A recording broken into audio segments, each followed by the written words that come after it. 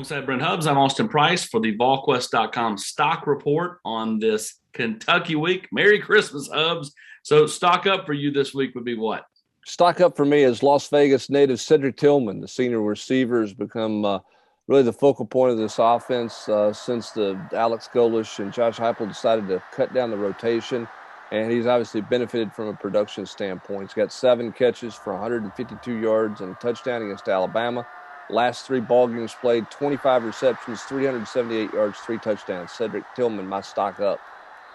Stock up for me. I'm going to go special teams. We've been critical of them when they've had some bugaboos, in past games. But I thought, the last time we saw them at Alabama, they were much better. They obviously had the block punt. I thought that, Paxton Brooks had a good night. He drew the personal foul penalty that continued on a drive. So I'll go stock up on the special teams. Stock down for me, I'm going to go the Tennessee-Kentucky series for Kentucky because Tennessee has won 33 of the last 36, and they've still won 7 of the last 10 in what arguably is one of Tennessee's worst decades of football ever. So Kentucky has struggled in this series. They did win last year. They're looking for their first back-to-back wins against Tennessee, first winning streak against the Vols in quite some time. We'll see if that happens on Saturday. Stock down for you. Stock down for me is third downs. Defensively, Tennessee has struggled to get off the field on 3rd and 7 yards or more, which I consider 3rd and long.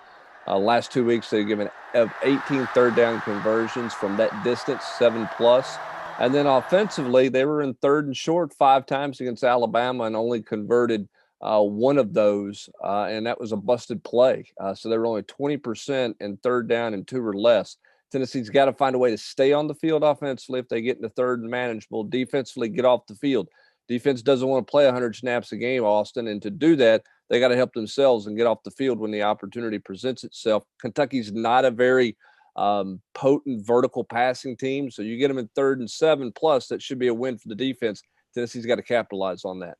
Stock stagnant for me this week is going to be the fact that Tennessee has had some noise problems on the road this year.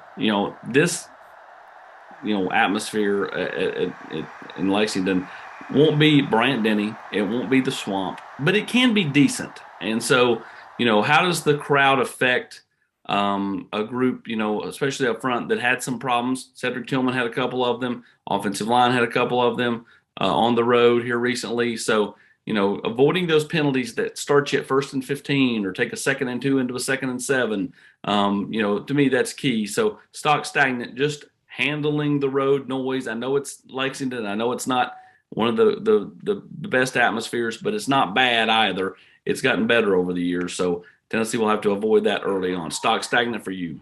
Yeah, you might throw in the cold weather. How does Tennessee handle that? First time they've dealt with that. We'll see what that looks like on Saturday night. But for me, stock stagnant is just the offensive line health. Alex Golesh saying on Tuesday that Tennessee is as healthy as they've been on the offensive line in a long, long time. Going to get their best 5 back, their regular lineup back for the first time.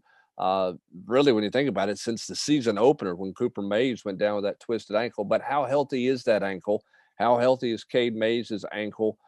Tennessee, I don't think is going to have K'Ron Calvert back or Kingston Harris at this point. But just the fact that they may get their starting O-line back, what does that look like? And how effective can those guys be? We'll have to see how healthy they are and how much they can hold up on Saturday night. That's the VolQuest.com stock report for this Kentucky week. He's Brent Hubbs. I'm Austin Price.